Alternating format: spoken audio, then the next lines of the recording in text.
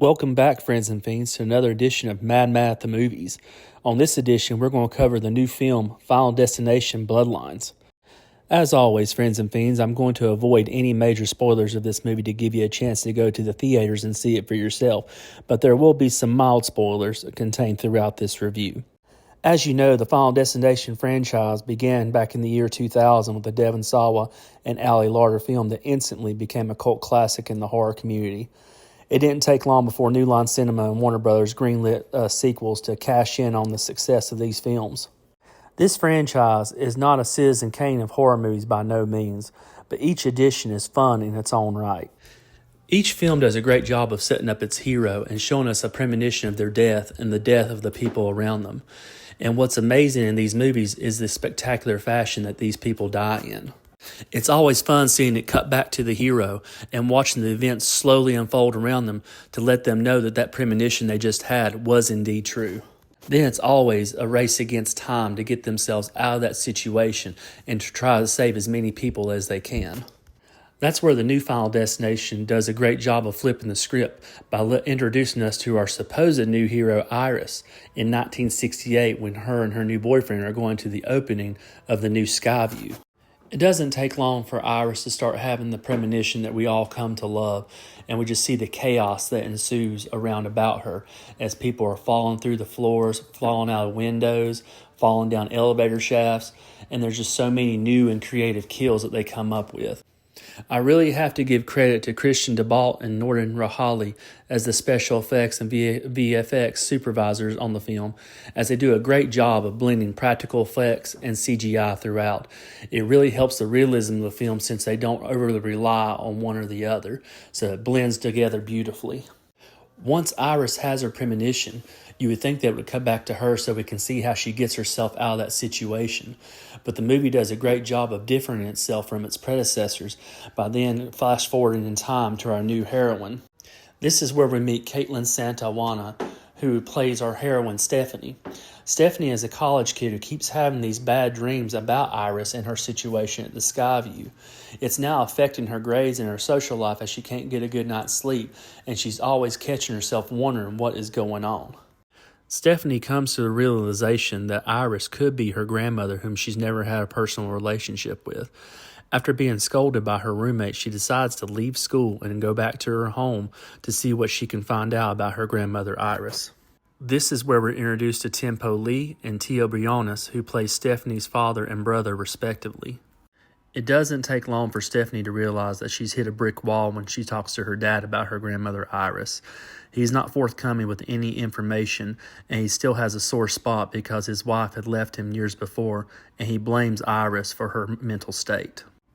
Here we're introduced to Richard Harmon, Owen Joyner, and Anna Laurie, who play the cousins of Stephanie and Charlie. Richard plays Eric, and Owen plays Bobby, and then rounding out we have Anna playing Julia. Stephanie then goes to her Uncle Howard to try to get some information on her grandmother Iris and anything that may have possibly happened to her. But once again, no one in the family wants to talk about Iris, as they just basically pass her off as a crazy old coot who done nothing but bring harm to the family. Stephanie then decides to go against her family's wishes and go visit her grandmother Iris to try to get to the bottom of the Skyline dream. Iris then tells Stephanie about her Skyline experience and how she had the premonition and what she done to stop those people from dying. She then lays out a book where she has tracked all the people that survived that day and how death has come for them. It doesn't take long before Stephanie starts to believe herself that Iris is indeed crazy. Stephanie then tries to leave, but before she does, Iris does give her the book.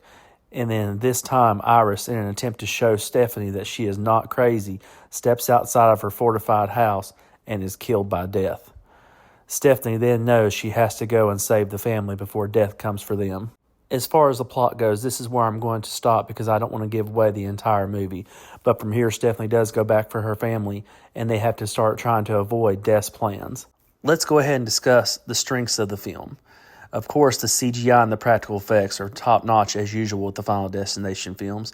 As mentioned earlier, they do a great job of blending these effects together to really give you a good image of the death scenes. As usual, the filmmakers themselves do a great job with each death scene throughout the film. It's always fun to see these little nuances happening around our characters unbeknownst to them that's going to set up their deaths. Another strength of this film is the characters themselves. This is probably the best batch of characters that we have gotten since the very first Final Destination. It's a testament of good writing when you actually become attached to characters and don't want to see them die. And that actually happens to quite a few in this film, so I have to say that is a great job by these writers. The standout character for me in this film is Richard Harmon, who plays Cousin Eric. He is no stranger to horror movies, as he's also played in the cult classic Trick or Treat. He does a great job in this film of providing the comic relief, but he quickly goes from being an unbeliever to a believer, and then does a great job of being a good brother and trying to protect his family. So it is great seeing that transition in the film for him. And I can't go without mentioning the great Tony Todd, who in one of his final film roles once again plays William Bloodworth. Even though he never has a lot of screen time in any of the Final Destination movies, he leaves a huge impact in each film in the series. He's always been that crutch for the audience and kind of letting everyone know what is going on, what to expect, and if there's any ways to defeat death. I'm sure that with the box office opening of Final Destination Bloodlines that there will be a new sequel greenlit pretty quickly. So it's going to be sad seeing the film series continue without Tony Todd. But I am so thankful that he was able to have the strength to finish this film role, not only as a fan, because I know he wanted to give us a farewell message for the ones that supported him over the years. The directors recently revealed that Tony Todd was given the freedom to ad-lib all of his lines in his one final scene in Final Destination's Bloodline. And it was very poignant as he was able to tell everyone that he was going to enjoy what time he had left on Earth, and he suggests that we all do the same. And I think that's wonderful advice given to everybody, as we don't know when our last days will be. Now that we talked about the strengths of the film, let's move on to some of my picking nits. One thing that bothers me with this film, as it does with the other Final Destination films, is that some of the characters are thinly written. Our main character, Stephanie, may have been introduced of having those nightmares of that skyline disaster. I feel like it rushes things to get her from those nightmares to her leaving school, then to the family, then to Iris. It doesn't feel like it progresses organically. It's just like we got to get from beat to beat in as little time as possible. I also feel like they introduced some story elements at the beginning of the film that would never receive a payoff.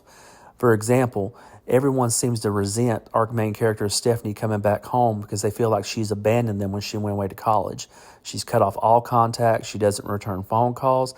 It seems she doesn't think her family exists anymore. And they briefly touch on this in the film. They never really bring it to a proper resolution on why she felt like she needed to cut off everybody. So with all the strengths and all the nitpicks I've listed, I'd have to go with a 4 out of 5 Goldblums for Final Destination Bloodlines. So overall, I feel this is a very worthy addition to the Final Destination franchise. It's a fun thrill ride from beginning to end, has great blood and gore, and great death scenes. So if you are a fan of the Final Destination films, then I'd definitely say check this one out, as I don't think you will be disappointed. There you have it, friends and fiends, my review of Final Destination Bloodlines. Have you seen the film yet? If so, drop me a comment to let me know how you felt about it. As always, be sure to like, subscribe, and share this video to your friends. And remember, stay spooky.